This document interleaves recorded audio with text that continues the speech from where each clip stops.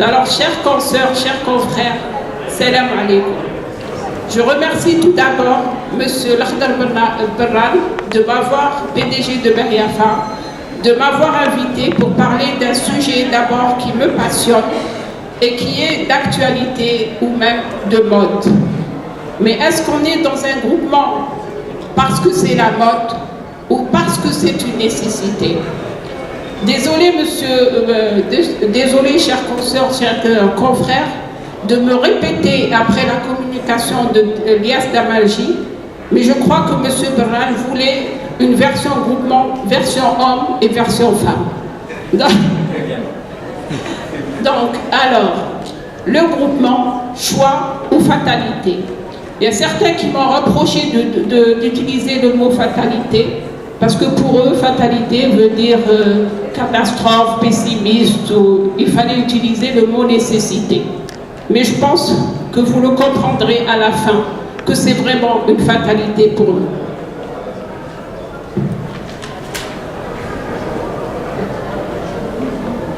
Alors, avant de parler de groupement et de leur nécessité, je vais vous rappeler toutes les catastrophes que nous vivons dans nos officines.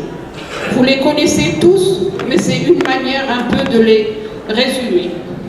D'abord, on parle de la première des choses, parce que M. Damalji a dit, n'oubliez pas vos finances, votre finance. Donc, il y a une diminution de la marge bénéficiaire que nous connaissons d'année en année. Une diminution des prix des médicaments, qui veut dire que l'ordonnance qui faisait 2000 dinars il y a 3 ans, elle ne fait que 500 dinars aujourd'hui. Je vous laisse deviner la suite.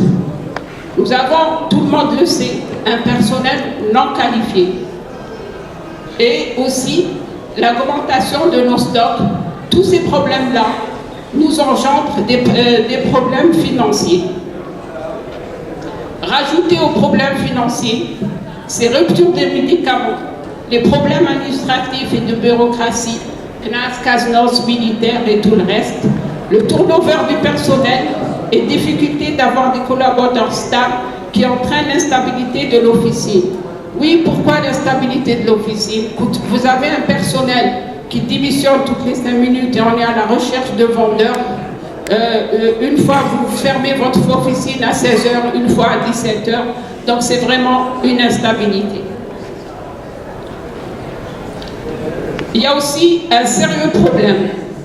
Il y a de mois en mois, on a des produits qui arrivent à la pharmacie. Donc, une grande multiplicité des produits en dermocosmétique, en diététique, une phytothérapie, malheureusement, sans formation préalable. Et donc, on n'est pas vraiment performant dans le conseil. Et ça, c'est un marché qu'on risque de perdre si on ne prend pas les choses vraiment au sérieux. Il y a un autre problème aussi. Pour moi, c'est un véritable problème. C'est les patients qui sont toujours pas convaincus, qui doivent payer un tarif de référence. Et vous voyez tout le temps que vous perdez à leur expliquer qu'ils doivent payer les 50 ou 100 dinars. La gestion de l'informatique devient vraiment problématique en officine. Il faut vraiment avoir beaucoup d'ordinateurs et des logiciels. Le suivi de la comptabilité.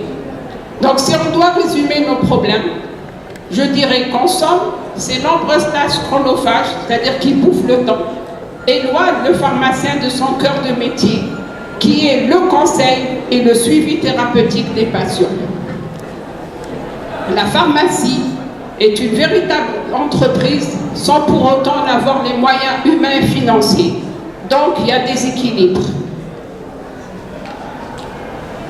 Que doit faire le pharmacien pour la survie de son entreprise et la revalorisation de son métier? C'est la question qu'on doit se poser.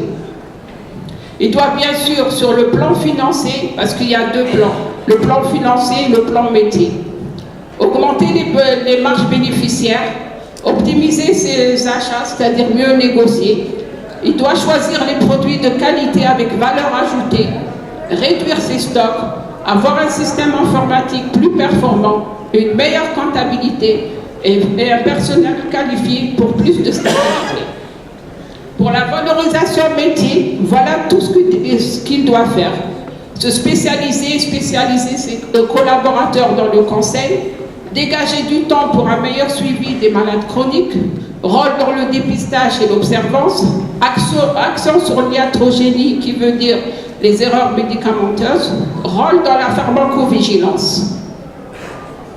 En faisant tout ça, le pharmacien deviendra un bon gestionnaire et il se placera comme un acteur de santé incontournable et l'un ne va pas sans l'autre. Maintenant, se pose une autre question. Et ça, c'est un sondage qui a été fait sur une centaine de pharmacies. Est-ce que seul et isolé, on peut faire tout ce qu'on a raconté tout à l'heure? Est-ce que seul et isolé, le pharmacien pourra mieux négocier? Les gens ont répondu non. Est-ce qu'il peut dégager du temps pour se former? Non. Seul, est-ce qu'il peut? Non. Dégager du temps pour former ses collaborateurs? Non plus. Dégager du temps pour suivre ses malades? Non. Améliorer son système informatique? Il y a certains qui ont répondu oui, c'est-à-dire qu'ils peuvent acheter des logiciels et développer ainsi de suite. Donc, on a mis peut-être. Qu'est-ce qu'il doit faire donc? Il doit, avec ses autres confrères, chercher la solution. Pourquoi pas un groupement et à quoi servira-t-il? On va se répéter. Un groupement, c'est une centrale des services, c'est-à-dire que tous les services qu'on a cités tout à l'heure, ils doivent être centralisés dans une même structure. C'est la mutualisation de tous les services pour l'officine. Un groupement doit rassembler les pharmaciens autour d'une même structure pour défendre les mêmes intérêts. Assurer les meilleurs avantages financiers grâce à la force de négociation groupe. Et c'est grâce à cela que nous allons optimiser nos achats et bien sûr optimiser nos ventes. Un groupement, ça veut dire aussi, c'est rendre l'officine plus forte. Mais comment? C'est justement en mettant à votre disposition des équipes formées qui vont vous accompagner. Qui dit équipe formée, pas spécialement des pharmaciens, mais des spécialistes dans tous les domaines. Faire évoluer la pharmacie, un groupement sert à ça, en organisant des formations ciblées, aider les pharmaciens à suivre leurs malades en leur présentant une certaine logistique, développer une informatique commune qui est vraiment indispensable pour gagner du temps et pour avancer dans tout ce qu'on est en train de rêver de faire. Et un groupement aussi doit nous aider à développer, à mettre à notre disposition un service juridique pour ne pas aller courir à trouver la solution quand on a un problème d'ordre juridique. À développer une assistance fiscale, c'est-à-dire qui répondrait à toutes les questions du pharmacien. Bien sûr, quelque chose de très important, c'est à développer la convivialité et l'échange entre confrères, en nous organisant des journées comme celle-là, par exemple. Le groupement sera donc la solution métier et commerciale. Le groupement n'est pas qu'une solution commerciale, c'est aussi une solution métier. Il représente aussi une autre source de financement, c'est-à-dire quand vous êtes actionnaire, par exemple, à Bervia Farm ou ailleurs, c'est une autre source de financement. Et M. Berman pourra confirmer ça tout à l'heure.